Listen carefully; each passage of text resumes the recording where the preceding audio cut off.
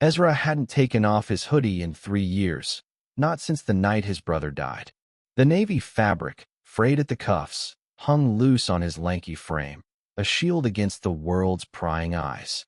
In the sleepy town of Willow Creek, Pennsylvania, where whispers traveled faster than the wind, Ezra's silence was louder than any confession. It was a crisp October evening when he walked into Rosie's diner, the bell above the door jingling like a warning. The place smelled of burnt coffee and maple syrup, its red vinyl booths packed with locals who knew Ezra as that quiet kid. He slid into a corner booth, his hood up, eyes fixed on the chipped formica table. The waitress, Rosie herself, didn't bother with small talk anymore. She just poured him black coffee and left him to his thoughts. Across the diner, Julian Rivera was sketching. His pencil danced over a notebook, capturing the curve of a stranger's jawline, the flicker of a neon sign outside. At 19, Julian was Willow Creek's anomaly, a boy who wore his heart on his sleeve, his dark curls falling into eyes that saw beauty in everything. He'd moved to town a year ago, chasing a fresh start after his own battles in Philadelphia, and his vibrant energy clashed with the town's gray monotony. Tonight, his gaze kept drifting to Ezra, the boy who never spoke, the boy whose hoodie seemed to carry a story too heavy for words. Ezra felt the weight of Julian's stare, but didn't look up. He traced the rim of his mug, his thoughts spiraling back to Caleb, his older brother. Caleb, with his infectious laugh and fearless heart, who'd worn this same hoodie until the night a drunk driver stole him away. Caleb, who'd loved a boy named Sam and never hid it, even when Willow Creek's whispers turned to venom. Ezra had been 15 then, too young to understand why his brother's love sparked such hate, too young to save him. The diner's jukebox kicked on, playing a soft Springsteen tune, and Ezra's chest tightened. Caleb had loved Springsteen, had danced to Born to Run in their cramped living room, pulling Sam into a clumsy waltz while Ezra watched, half embarrassed, half awestruck. Now, the music felt like a ghost, stirring memories Ezra tried to bury. He didn't notice Julian slide into the booth across from him until a sketchbook landed on the table with a soft thud. "You always look like you're carrying the world," Julian said, his voice low, teasing but kind.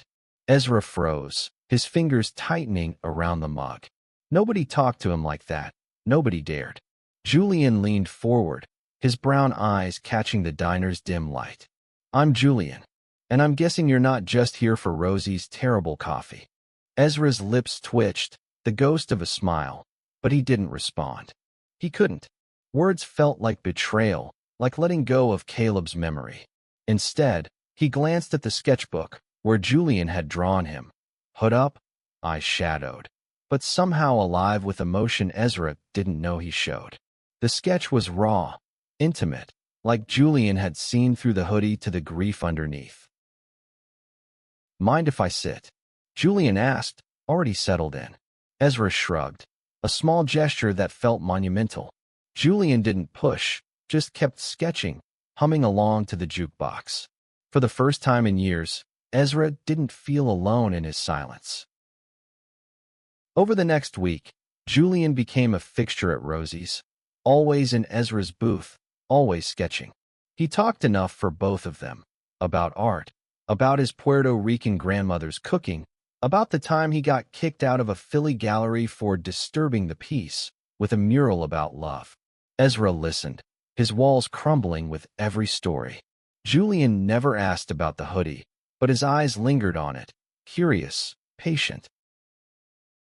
One night, Julian slid a sketch across the table, a portrait of Caleb, pieced together from Ezra's fleeting descriptions. Ezra's breath caught. The likeness was uncanny.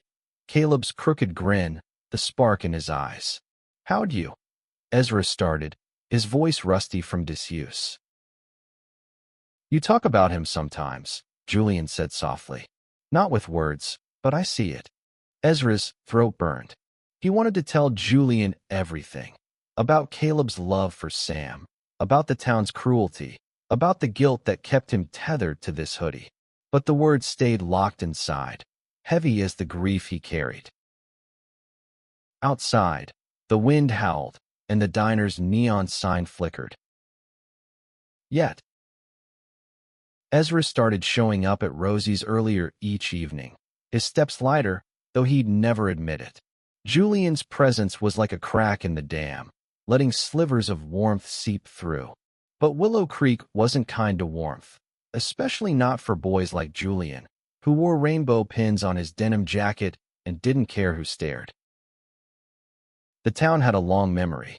3 years ago, when Caleb and Sam had walked hand-in-hand down Main Street, the whispers had turned to shouts.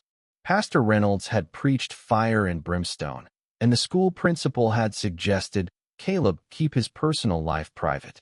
Ezra, barely a freshman then, had watched his brother stand tall, unapologetic, even as eggs splattered their front porch. Now, Ezra saw those same eyes on Julian, defiant, alive, and it scared him as much as it drew him in. One night, Julian arrived with paint smudged on his cheek, his sketchbook tucked under his arm. "Got a project," he announced, sliding into the booth. "Big one. Mural on the old mill wall. Want to help?" Ezra raised an eyebrow, the most expression he'd shown in weeks. "I don't paint." "Yet," Julian grinned. "Come on, Ezra. Live a little." Against his better judgment, Ezra followed Julian to the abandoned mill on the edge of town. The night air was sharp, scented with pine and rust. The mill's brick wall loomed, weathered but begging for color. Julian handed Ezra a can of spray paint. "Start with something small. Whatever's in your head." Ezra hesitated, then shook the can and sprayed a shaky line. It felt reckless, like speaking after years of silence. Julian hooped, his laughter echoing in the empty lot. They painted until midnight, swirling blues and reds, abstract shapes that felt like Caleb's music, like Sam's smile. Ezra's hoodie stayed on, but his shoulders relaxed, his guard slipping. Back at the diner the next evening, Julian was quieter, his usual spark dimmed. Ezra noticed the bruise on his wrist, half hidden by his sleeve. "What happened?" he asked, his voice low, unfamiliar. Julian shrugged, but his eyes betrayed him. "Some guys by the mill. Didn't like my pins." He forced a smile. "Small towns, right?" Ezra's stomach twisted. He knew those guys, Tommy Brewer and his crew, the same ones who'd tormented Caleb, the same ones who'd stood outside their house the night after the crash, shouting slurs while Ezra's mom sobbed. He wanted to say something, anything, but the words choked him. Instead, he reached across the table, his fingers brushing Julian's. It was brief, electric, and terrifying. Julian's eyes softened. "You're not like them, Ezra." Ezra pulled his hand back, heart pounding. He wasn't sure what he was, not like Caleb, not like Julian, not like the town. But Julian's touch lingered, a question he couldn't answer. The mural became their secret. They painted at night, hidden by shadows, turning the mill's wall into a canvas of defiance. Julian taught Ezra how to blend colors, how to let the paint tell a story. One night, Ezra sprayed a figure in a hoodie, its back turned, standing under a sky of stars. Julian didn't ask who it was, but he added a second figure beside it, holding a paintbrush, smiling. Rumors started spreading. Someone had seen the mural, seen the boys painting. Pastor Reynolds called it vandalism, a sinful display. Tommy and his friends circled closer, their truck idling outside Rosie's one night, headlights cutting through the diner's windows. Ezra felt the old fear creep back, the one that had kept him silent since Caleb's death. Julian, though, was fearless. He wore his pins prouder, sketched louder, laughed harder. And Ezra, against all odds, started talking. Not much, but enough. He told Julian about Caleb's favorite songs, about Sam's quiet strength, about the night they'd found Caleb's car wrecked on Route 19. Julian listened, his pencil still, his eyes steady. "You're not him, you know," Julian said one night, his voice barely above a whisper. You don't have to carry his fight. Ezra looked away, the hoodie's weight heavier than ever. Then why does it feel like I do? The mural was nearly finished, a riot of color that screamed life against the mill's decay. Ezra and Julian had poured their hearts into it, Caleb's stars, Sam's laughter, their own quiet rebellion.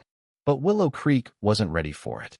The whispers grew louder, and Tommy Brewer's truck became a constant shadow, circling the mill, the diner, Ezra's house. One evening, Ezra arrived at Rosie's to find Julian's usual booth empty. His coffee grew cold as he waited, his fingers tapping the table, a nervous rhythm. Rosie slid a note across the counter, her face grim. He left this for you. Ezra unfolded it, his heart sinking.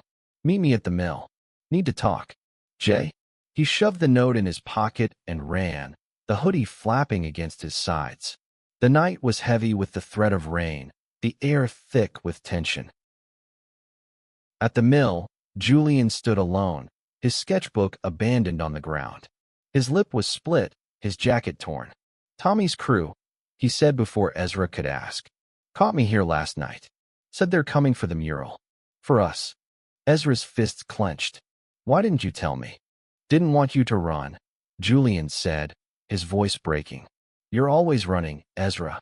From this town, from yourself. Ezra flinched, the words cutting deeper than he expected. He wanted to argue, to say he wasn't running, but the hoodie felt like a lie. He'd worn it to hide, to hold on to Caleb, but it was also a cage. Julian stepped closer, his bruised hands gentle as they touched Ezra's arm. You don't have to hide anymore. The rain started, a soft drizzle that blurred the mural's edges. Ezra's throat tightened, his voice barely audible. Caleb didn't hide, and it killed him. Julian's eyes searched his, unflinching. Caleb lived. That's what mattered. He loved Sam, and he wasn't ashamed. You think he'd want you to live like this? Locked up in his shadow. Ezra pulled away, the rain soaking his hoodie. He wanted to scream, to run, but Julian's words anchored him. For the first time, he saw Caleb not as a ghost, but as a brother who'd fought for love, who'd died unafraid. And he saw Julian, bruised but unbroken, standing in the rain for him. They painted through the night, finishing the mural in defiance. Ezra added a final touch, a heart, small but bold, nestled in the stars. It was for Caleb, for Sam, for himself. When they stepped back, the mural glowed under the mill's floodlights, a testament to love that refused to be erased.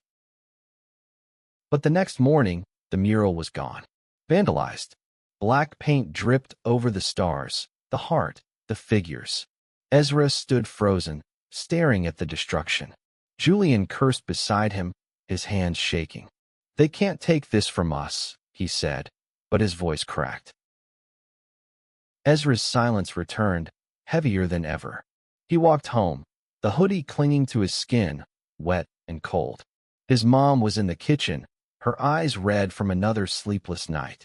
You're out late, she said, her voice soft but searching. I was with someone, Ezra admitted, the words foreign. Someone like Caleb. Her face softened, and for the first time in years, she hugged him, the hoodie damp against her cheek. Caleb would have liked him, she whispered. That night, Ezra couldn't sleep. He sat on his bed, Caleb's old records stacked beside him, the hoodie draped over his chair.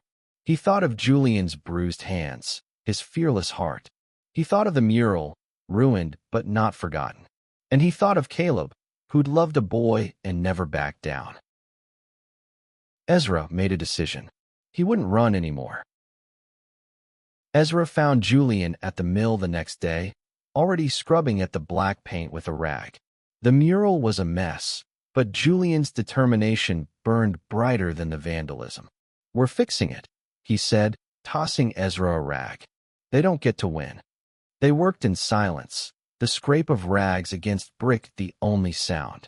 Ezra's hands trembled, not from fear but from something new. Anger, hope, a spark he hadn't felt since Caleb. By noon, the mural's colors peeked through again, defiant. Locals drove by, some staring, some honking, but Ezra didn't hide. For the first time, he felt seen. That evening, Rosie's was packed, the air thick with tension. Tommy Brewer and his crew swaggered in, their laughter sharp as knives. Ezra sat in his usual booth, Julian beside him, their shoulders brushing. Tommy's eyes locked on them, his smirk ugly. "Heard you're the ones defacing the mill," he said, loud enough for the diner to hear. Faggots always cause trouble. The word hit like a punch, but Julian didn't flinch. He stood, his voice steady. "It's art, Tommy. Maybe you'd get it if you had a soul." The diner went quiet, all eyes on them. Ezra's heart raced, his old fears screaming to run, but Julian's hand found his under the table, grounding him. He stood too, his voice shaking but clear. "It's not just art.